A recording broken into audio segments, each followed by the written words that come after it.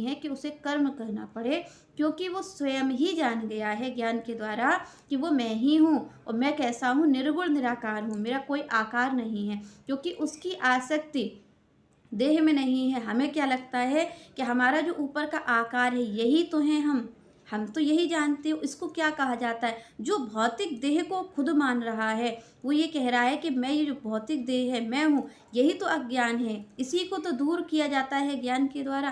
तो यहाँ पर श्री कृष्ण कहते हैं कि जिस्म की इस तरीके का ज्ञान जिसके पास है, कि जिसने जान लिया है कि भाई मैं तो निर्गुण निराकार हूँ और मैं ही वो परमात्मा हूँ, अहम ब्रह्मास्मि का वाक्य कहता है वेद।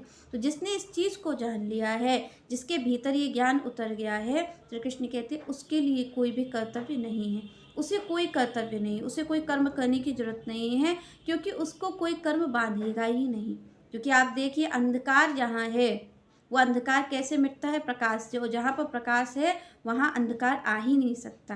तो जिसने इस ज्ञान के द्वारा अपने आप को पहचान लिया है, अपने आप को जान लिया है, स्वरूप उसने अपना पहचान लिया है, श्री कृष्ण कहते हैं उसके लिए कोई कर्म नहीं है।